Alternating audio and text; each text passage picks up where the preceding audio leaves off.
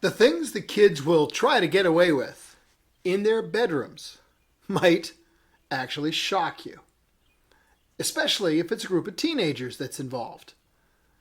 And most especially if someone posted a picture on social media. Well, before I get to sharing that story and the picture, let me welcome you to Mornings with Bishop Robert. Thanks for joining me. I hope you know that you're always welcome here.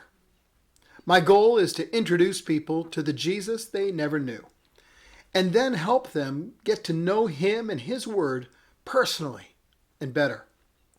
So if our time together today speaks to your heart, let me invite you to like, subscribe, and share it with a friend. Also, if you join our email list, you'll get a free copy of my book, Count to One, God's Plan for Christian Unity, and you'll get Mornings with Bishop Robert sent directly to your inbox each and every day. Plus, lots of other great benefits too. So click the link in the description. You'll find out all you need. Good morning. So, if you're a parent, know one, or want to be one someday, I'm about to share a story that will rock your world. Ben is an alcoholic and an addict, and he knows it. I mean, just ask him and he'll tell you. And while he's definitely an addict, alcoholic, veteran in recovery, that's far from what defines him. You see, Jesus defines him brilliantly. The light of Christ shines through the darkness of his past and illuminates his future. Ben's a man who once was lost, but now is found. He was broken, and now he's whole.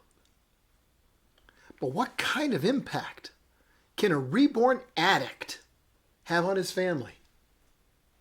Well, I'm glad you asked. You see, overnight, Ben sent me a photo that could have replaced the one that I had already selected a few weeks ago for this teaching, which is a young boy reading a very well-used and worn Bible as he lies upon a bed. The photo Ben shared had 5 kids gathered together on and around a bed. They were praying. Laid aside phones were on the bed. The headphones and the iPad were off the head. Hands were folded in prayer. Well, what they were praying for will touch your heart. But what they weren't praying for will blow your mind. Ben describes the scene better than I ever could. So here's his description of the event. Ava, the 2-year-old on Jess's lap, far right, will not go to bed until we do prayers with every sibling in the house. We're missing the 3 teenagers tonight, but we've got 5 here for prayer time. I may not be home a lot lately. I'm off trying to save my soul and the world at the same time, but my kids are my gauge for how I'm doing. I didn't hear anybody praying for themselves. Nobody asking God to provide them with anything. I heard kids ranging from 6 to 12 pray for our friends still stuck in Afghanistan, for all of those in our safe houses. I heard them pray for our friends risking life and limb to make battlefields safer in the Ukraine. I heard them pray for the broken ones on the streets, for all those in our sober living houses in Memphis. I heard them pray for those that we're trying to save. And I heard them ask God to give Mommy and Daddy the strength to do what we do. None of that's made up. I heard my kids praying for things that I've not talked to them about. And I don't remember discussing around them.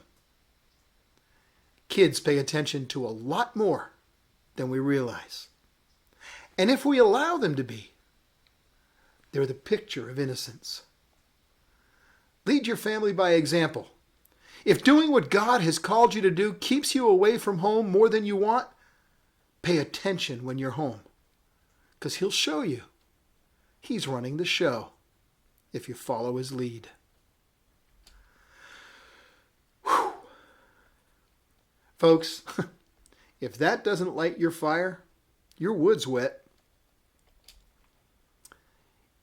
In today's verse, we're told, listen to your father's instruction and don't forsake your mother's teaching. You know, your earthly father may not be the best example of good living. He may even be an addict and an alcoholic, plagued by violence and anger. But God can use even that situation as an example of how not to live your life.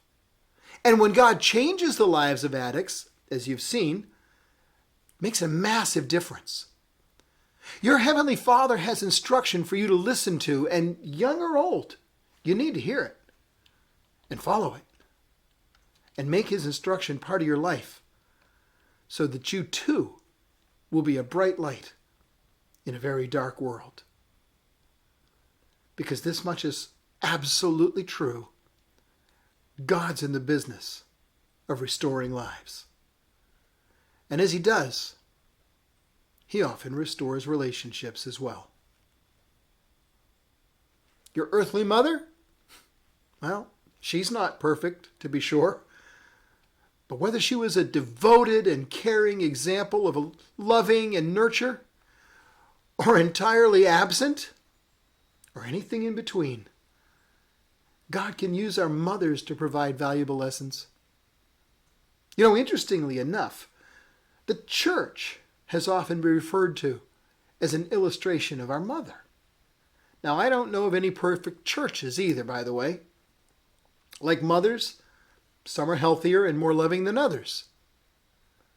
The early church had no shortage of issues, but through the teaching, first of the apostles and then of the bishops they appointed, a very solid and clear foundation was laid.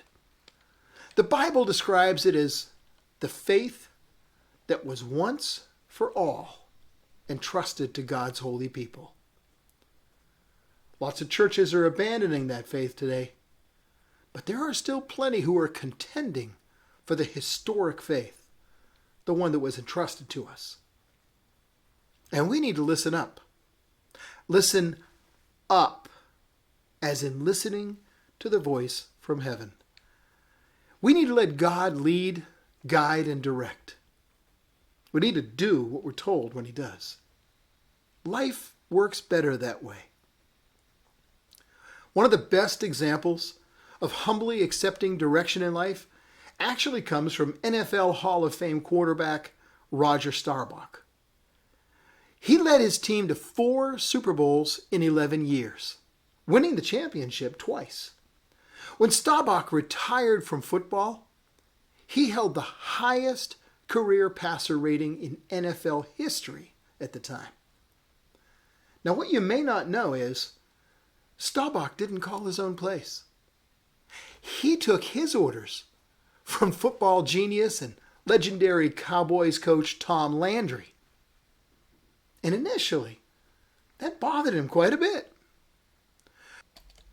Coach Landry sent in every play of every game. Landry told Roger when to pass and when to run. See, Roger had a decision to make. He could allow pride to rule his life and ignore his coach, which would cost him his position on the team. Or he could listen to the coach, benefit from his immense experience and skill, do as he was instructed, and become a champion. Staubach said, I faced up to the issue of obedience. Once I learned to obey, there was harmony, fulfillment, and victory. You know, we too need to learn to listen up and embrace the lessons of obedience. God speaks. He shares His wisdom, His direction, His provision, His gifts, and His grace. He's the one who leads us.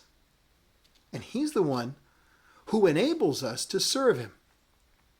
Running our own plays may bring some personal satisfaction, but listening up, listening to him and slowing down long enough to get his instruction, well, that'll make champions of all who follow him well. So today's lessons are simple, really. Listen up, not only to God, but to those around us. And follow orders. Let God call the plays. Life works better that way. Hey, 2 quick things as we wrap up. First, if you want to see the picture Ben shared with me, I've set up a quick link. Open up your browser and go to tinyurl.com/seethepost. That's all one word. tinyurl.com/seethepost. Second, I want to ask you to help me introduce people to the Jesus they never knew and help them get to know him and his word personally and better. Would you please like this video to help more people see it? And then click follow or subscribe so that you and I can get together every day. If you click the link in the description, you'll get a free copy of my book, Count to One, and you'll get Mornings with Bishop Robert sent to your inbox each and every day. And one more thing. Share this video with a friend, would you? Because as you do, you're part of the team touching more than 1 million hearts all over the world with the love of Jesus. Thank you for helping.